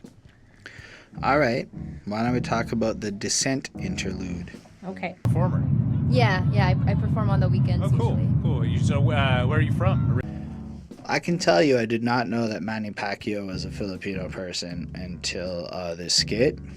Thank you, Ruby, for teaching me that. I just didn't know. But I also don't give a fuck about Manny Pacquiao, and I think it's boxing or MMA or one of them. That's how little I care about the general world that they're in. I like the music stuff. This one's pretty straightforward. Flight's coming down, meets a dude, and they're just kind of chit-chatting. And he asked the magical question. So, well, first asked where you were in D.C. He's like, yeah, I'm a performer. I was, doing some spoken word and rapping. Oh, nice, you're a performer. She's like, yeah, I do it on weekends. A typical follow-up would be like, tell me more about your music. Some shit like that. Mm-hmm. No. Where are you from originally? That's got to be like the dumbest question. First of all, what you're asking is what's your ethnicity, which is a rude question apparently in 2019. I think it's a cool question. But I don't go through this shit. I don't, so my perspective's not fair, perhaps, of everyone's reflective. But I went to a school that had like 38 fucking countries represented in like 248 people. So like we were just taught to like care about ethnicity in the positive ways about it. That's great. So, but the question is, what's your ethnicity? If that's what you want to ask somebody, it's ethnicity. That's what you're asking. You're not asking where they're from. You're not asking what their country of origin. Because that's a stupid question when, like, most of the ethnic-looking people around you is fucking born here. You know it because you've been here this whole fucking time. How ignorant can you possibly be? I mean, obviously there are people. I'm in Canada, so I actually don't know how ignorant people can be. I feel like our baseline ignorance is just higher than the ignorance in the USA. Yeah, I'm just how I feel about my understanding of the situation. Anyway, and then she's describing to him in detail all the, like, basically she gives him her full, like, I lived in America my whole life. All of that shit, and then she finally caves. She's clearly avoiding, like she knew what he was asking, and she just kind of like was skirting around the issue. And then she finally answers it, and he goes, "Oh, Manny Pacquiao!" Like, dude, what the fuck? And you know what? I've seen this before. I've seen this level of dumb. I've seen it in real life. Usually, like when somebody tells me like where they're from, like usually they get like, and I'll be like, "Oh, that's cool," and they're like, "Oh, you've heard of it?" Like, most people are shocked that, like, people have actually heard of their country. Probably they get like a, "Oh, where's that exactly?" Like, or like, Manny Pacquiao. No, really. It's like, if you are that person, fuck you. That's just what it is. It's like, come on, how dumb can you fuck it? That's not polite or nice or conducive to success, Holden. Either way, and then the real clincher, I gotta compliment you on your English. It's like, it's perfect. Anybody that grew up there should be speaking English. No offense. But, like, if you're in it for a long enough period of time... Yeah, she's in English schools and everything else. Goodness gracious. It's like... I mean, I've seen it, but I don't encounter that level of dumb very often. I just know it exists. Usually, it's more of the older, redneckier types of people I know. But I assume that a bunch of young, hip, millennial, rich kids are just as dumb. I just don't know a lot of those people. They don't like poor kids like me. I don't know. This one was cool. It made me think, not cool, but like it made me think. It was really a good example. It was really like on par with the roll call one for me. So I give it a 4.5. Yeah, I mean, like she was clearly annoyed. She's clearly doesn't want to deal with like these types of questions, and she just thinks it's stupid. But it is probably like a common thing that people who look a certain way get asked all the time because people, I don't know, they want to know. But you could definitely feel like her emotions and that she's just like so annoyed and she just like this again. You know what? It's another example of, I think, white people thinking they're being really nice and polite but being really stupid and insensitive by accident. That's, I think, the running theme of all of these little skits so far. If I really think about it, because if I go, like, if you were to pull that white guy to the side, I ask him, dude, do you realize what you did? What, man? I was just being polite. Like, you're supposed to ask, blah, blah, blah, blah, blah, blah. But it's like how you do it, dude. Anyway. Yeah, anyways. I often feel like I'm preaching to the choir with the people watching the show, but, like, whatever. Yeah, that's true. Anyways, let's talk about us. Live on our motherland. Island woman guys, walang makakatigil. All right, Bonnie, I think it's more fitting if you start this one.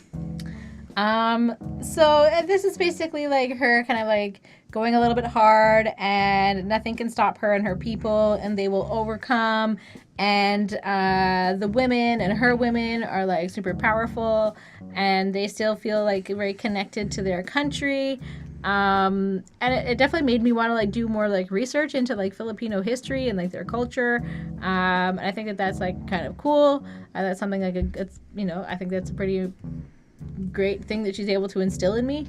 It sounds powerful, and it's sort of just like her and like working classy class, Faith Santilla and Rocky Rivera. They're just kind of like talking about like the strength of Filipino women, and like how like a lot of the time the woman is kind of like the bread maker. She's like the person who will be good, resourceful. Not a lot of the time. They're basically saying without women there is no story. Yeah. Let it be told. Yes.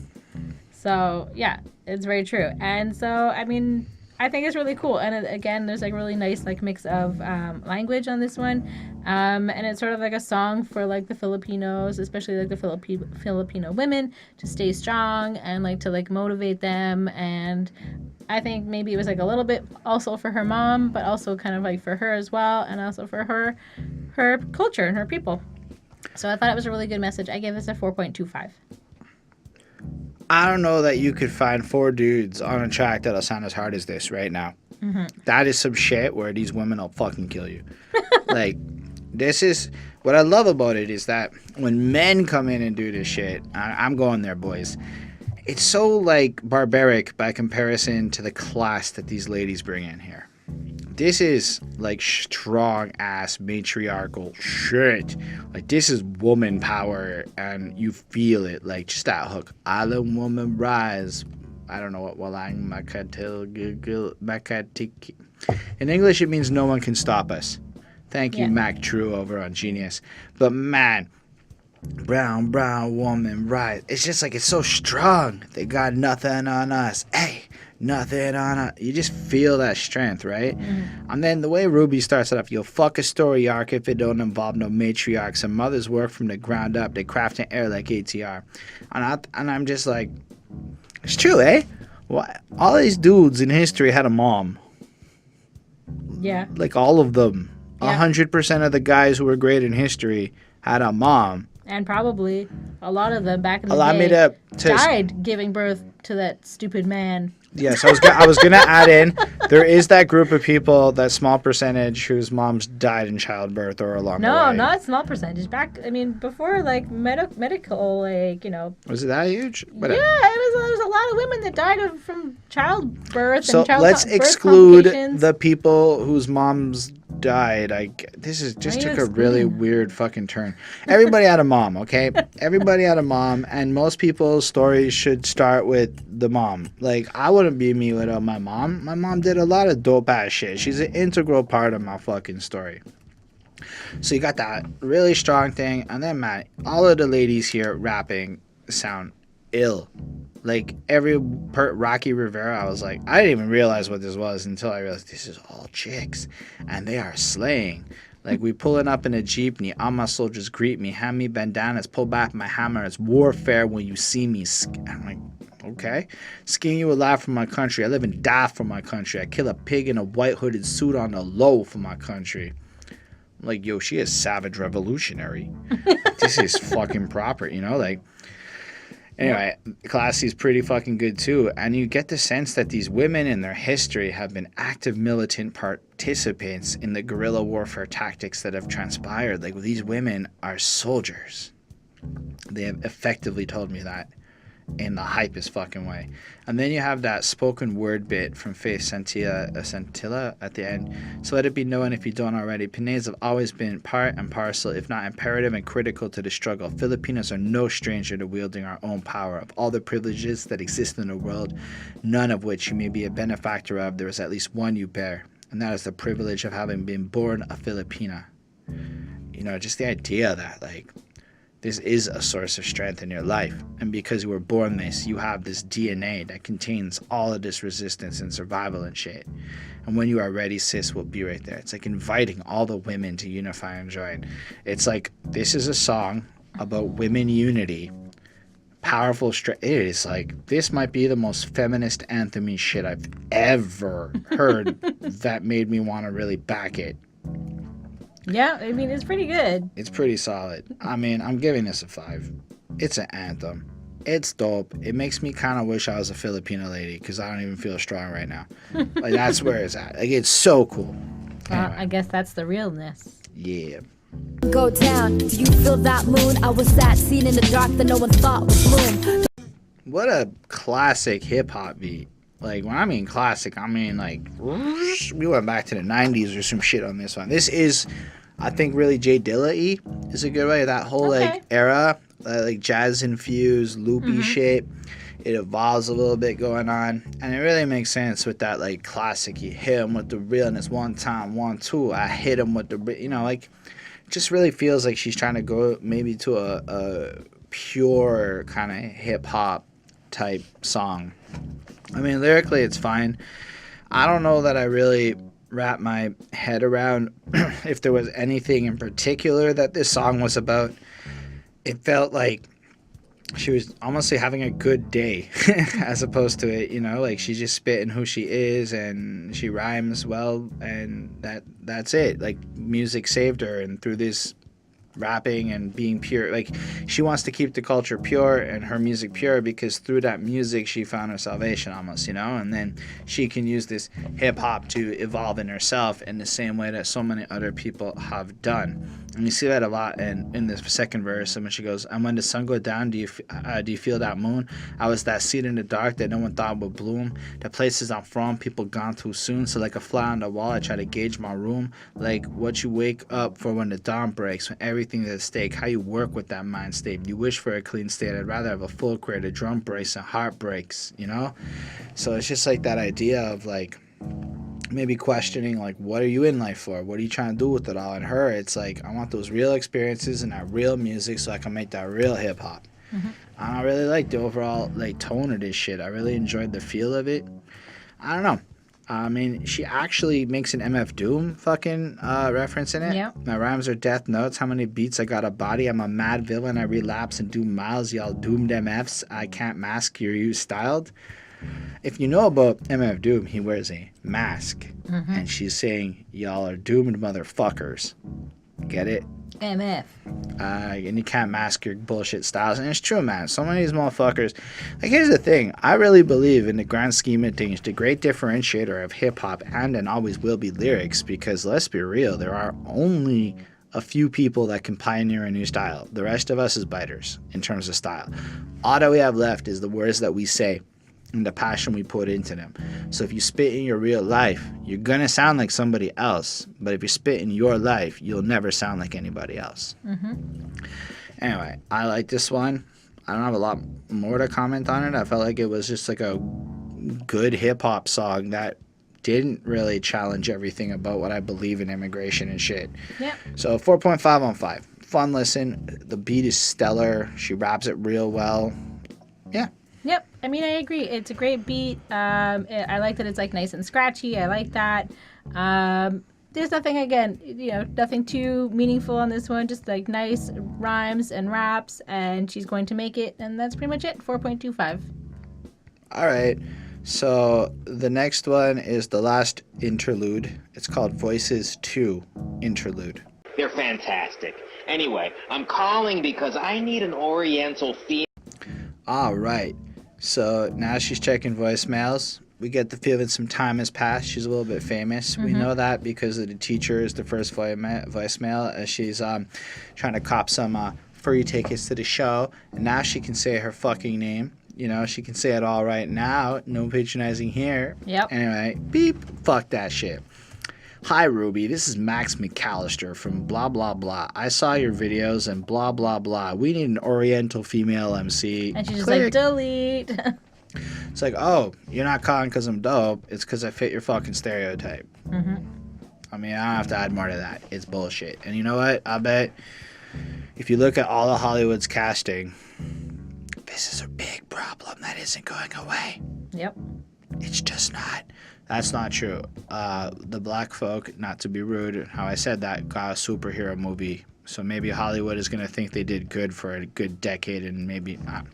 I say it like that because I don't believe shit's changed. I just think that this one Oscars was real black this one time. But well, it's like how, like, I mean, not to, like, obviously put that aside because obviously it was, like, a big step. Super significant. But, like, I mean, a few years ago, and I guess maybe not a few years ago, but like 10 years ago or so, there was, like, Crouching Tiger, Hidden Dragon, and there was, like, a very, like, Oriental, like, pull on, like, things like that. So there was, and, like, Memoirs of a Geisha. There was, like, a whole bunch of, like, Asian-type, like, stories that were being told. So, like, I don't know. I feel like it just, we could only deal with one race at a time. Like, it just seems I would absolutely say that's a fair statement. And this is just coming from my experience dealing with white people when the women and minorities aren't around. And this is the type of shit I overhear. Yep. Or I argue against. I depending on my mood, I'll argue with people. But I don't believe... It's most of the time. But I just don't believe that, if I'm to be the ally I'm trying to be, I'm supposed to say something. And it's really not fun. And then we get another message from Bam, who I think is a friend, and they're just listening to the record, and it's like, yo, you got to get here, because whatever. I don't know. And she has to, like, really, like, you know, he's basically just encouraging her to, like, release her album. Yeah. That I didn't really take much from. I don't know. Maybe it's she got to do it on her own time. It was just like showing, like, you know, okay, 2 of these stupid messages are people just wasting her time, and then one's like a real message. So the minority of, like, the people are, like, in her life or who are trying to get something from her are good. Yeah, I don't know. I just thought it was it was kind of like my notes are, and now that she's famous, you know, like. I give it a 4.25 in the sense that it really fits in the album to kind of bring this story along and close up, I think, like, really build it up for the last song. But, like, I think it does its job because these little skits have kind of moved you along her experiences behind the scenes. It's kind of like a secondary plot narrative. And it works. Yeah. But it was fine. Yeah, I gave it a 4.25 as well. So the actual album closer is the distance between the Philippines and the States, and that is 7,000 miles. In the skin that shines in the sun, and because the place that I'm from, it still lingers deep on my tongue, and so everywhere Yo, that Mama, I'll make it in America, like that hook, I swear I get chills. Like, just the way the beat progresses, the way the story moves. Whew, this one, like, I don't know, the emotion in My Mom Will Make It in America. My Mom Will Make It in America. I swear, you know, like, just this power in it, you know, and it, having listened to this whole album and landing on that point of, like, just picturing the struggle of, like, because she's explained to us the struggle of her. And it's almost like about her mom a little bit now. I mean, it started off, like, the first voice we heard on, like, the album, I think, was her mother's voice. And so, like, I think it all kind of, like, ties together. And I think that it is definitely, like, the mom's, you know, like, the women's anthem, and, like, the mom being the one kind of, like, holding up the fort. And, like, so I think that she definitely realizes, you know, the strength of motherhood and of her mother. And, like, you know, at times she's questioned even what she's going to be like as a mother. So I think that it is definitely, like, a mother thing. I mean, there's just some powerful fucking parts to this song. Like Auntie said, stay in your home, might get darker because you prone. Look into the mirror, oh, Filipino blood and bones. Questioning my skin and tone, like I should be embarrassed though. Whiter skin is seen as gold, that is what we were always told. I mean, we covered that, but then Mama said to learn their way. Every day I emulate till identity erased, overcome by inner hate. Teacher said to hide my tongue, they don't understand me numb. Hold my breath, these foreign lungs too powerful, they like a gun. And again, it's like, you're kind of really closing in on how everybody, her mother forced her, and her society, everybody's forcing her into this, well, be more white, in a sense. How you speak, everything. Don't sound Filipino and shit. I'm correcting mama's words. I'm embarrassed when she slurs. What makes me better than her? This language wasn't her first. Ruby, can you get a grip? Find a balance, you may slip. Mama Donna needs you quit. Stop thinking that you the shit. 7,000 miles from home, but 1,000,000 more to go. Gotta make it on my own. I can feel I'm getting close. And it's just like the way that she's gotta, like, you can see this like hatred even towards her parents for being too Filipino. Only to question all of that and realize her family needs her and shit. And even though they're so far from wherever their home is to get to where they need to go, it's like she's still on that journey and shit. And I don't know, man, the way that hook just plays out at the end. This was an emotionally powerful song. The way she spits it with that conviction in her voice, and just, again, it's almost like the whole album wrapped up into one song. But without hearing the rest of the album, I don't think you can truly appreciate the power that goes into hearing this song. And it's a good example of, like, that album built up to this moment. Mm-hmm. And this is how you fucking end an album. Like, because it's obviously a concept album about her and her experiences. And fuck, there's another 5 on 5. This is great. This is a really beautiful and, like, standout. And but, like, again, you got listen to the album just so you can get to this moment and experience what I experienced. Yeah. Yeah. So I mean, this is kind of sums up everything. And she just kind of starts off saying, like, you know, she was brought here in 91. Her father abused her mother, I think, is what she mentions as well. And, like, kind of just not encouraged to use her own language, to not speak her language, I guess. And, like, having to, you know, she talks about having to, like, translate for her mother. And I've seen this. I'm sure, you know, a lot of you have seen it when, like, the younger generation or, like, the children are, like, kind of, like, translating for, like, their parents, like, because they're, you know, new immigrants and things like that. And it is difficult. I mean, you're having to start all over again and learn a whole new language. You know, and when they come, you know, for example, when they come here to Quebec, to Montreal, to, you know, for here, they have to learn, you know, they learn French first, but they're also learning English at the same time, as well as, you know, trying to just kind of maintain and learn everything about the world that they're in now. So it's a lot to take on, especially for an adult who has to work and do all these other things and doesn't necessarily have the time to learn the language. You know, if they've got kids and family and, you know, whatever else, and they're just working. So it's definitely not, like, necessarily, like, a top priority for them a lot of the time. So yeah.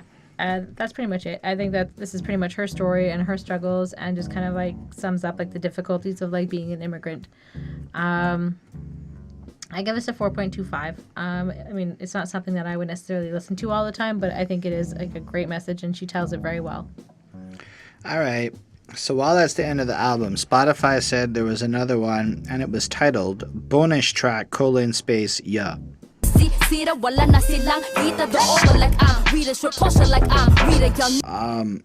This is hype.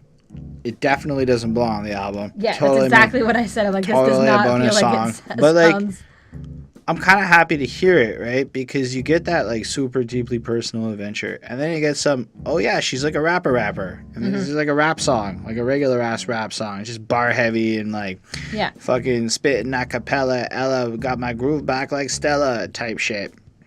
And when she says a cappella, the beat drops, she keeps it going. It's fucking dope. There were no lyrics for this anywhere that I could find on the internet, and I was feeling fucking lazy when I got to this song in terms of writing down quotes. So the best you're getting out of me, because sometimes I take a lot of quotes for y'all, but is I prepare a hearse for the verse or any MC. I can kill the last verse even when it's me. Kamehameha. I don't know what that was, but it hurt.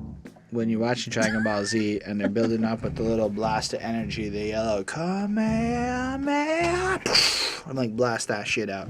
They know what's up, even if you don't know. God. And then, hot damn, Ruby killed herself on her own track. And the beat, like, kicks back in and just rolls out like that. And the chorus is fucking hype, in my opinion. Yeah. I mean, it's just, you know what it is? It's like, after hearing all that emotional shit, it was just flossing, and it was ill flossing. Like, the other song, when I said she didn't really sound hard or whatever, and it was like girl hard or whatever, this is boy hard. This is that shit that, like, she's proven she's as MC as any other MC in the way that they do it, per se. Yeah. Beats a banger. 4.5 on 5. It's a cool song. Yep. I mean, I thought it was like a really like definitely like an interesting sound, an interesting beat, and like her flows are really cool. But like, yeah, I definitely did not feel like it belonged on this album necessarily at all. I gave it a 4 on 5. Fair enough. All right, so I guess that comes to the end of the review.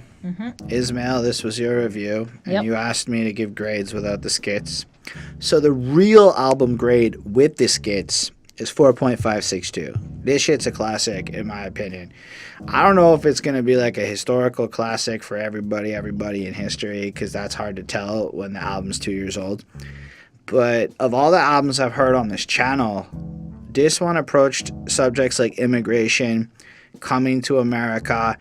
Like, it's a whole perspective that I never really thought about or heard in the nuance. Ruby Ibarra. There's millions of people that have to go through this. Ruby Ibarra raps her fucking ass off. Skills. Her poetry is insanity. If you're into the thinkity-thinkities, I'm not saying the lyrical miracles. I'm saying the thinkity-thinkities. You want to get your ponder on. You want to hear some stories that are going to challenge your convictions and shit. I believe this is it, man. This might be the girl I was looking for. Like, yeah. We've been talking about where's the dope-ass female MC. I mean, she's really cool. Like, I know Remy Martha is a dope-ass female MC, and everybody likes Remy Martha these days, but fuck, Ruby Ibarra is kicking ass on this shit. Like I said, I did give the grade without the skits. It goes up to a 4.63, so yeah, the skits did hurt it a little bit. I think that does include the bonus track, because if Spotify put it there and I reviewed it, fuck it, it's getting that too, but still. As far as women rappers go, ain't nobody can tell me that Ruby Ibarra is not an example of a dope-ass motherfucking female MC. Yeah, for sure. Dope-ass ones. I've seen some videos where guys are like, women can't rap because Cardi B and Nicki Minaj. And I'm like, dude. There are other people. There are other women First in the world. of all, everybody should just go, what about Rhapsody? But now everybody should go, what about Rhapsody and Ruby Ibarra? And No Name. Fuck, No Name can spit her ass off too. Anyway, so many dope-ass ladies out there. But I never really heard a Filipino rapper before that I knew was Filipino. So that was like, there were so many news on this one, and she was dope. Yep. I gave this a 4.38 on 5, so it's 87.6%. So, I mean, it was really good. I mean, I really liked it, enjoyed this. There wasn't really a song that I was like, this is the worst. Like, they were all good, and some just were more exceptional. And yeah, I mean, it's a good album. I think that especially, I mean, anybody can go listen to this and it's going to be great. You're going to enjoy it. But I think that especially if you are an immigrant, go check this out. And, like, you're probably going to, like, you know, be hitting the feels. I guess that's a good point. If you are not, especially if you're not a Filipino immigrant, I imagine this is something you could still relate to. Absolutely, because I think you're going to be dealing with a lot of the same issues and struggles. If you're anger, if you're a guy watching this, because 99% of you are men, according to YouTube analytics, it's not fake numbers. You can check that shit if you have a channel. But for all you dudes watching this, I don't know. Do you find yourself relating to the beauty standard side of it? Like, I know it might be a no homo thing for a lot of people to talk about, but like, I feel like we're past that now. We're not. We should be. We're not. But like, do you guys go through similar things? Like, you have to dress in certain ways. Like, I know this Indian dude rocked one of those long-ass shirts at work the other day, and I just want to be like, props, man. You're actually rocking your culture at the office place. That's not shit you see. Everybody's rocking whatever, especially if your culture has stuff that looks like dresses, which... Well, and I think they just started as of, today? I think they banned all, religious symbols. Oh, do we do it?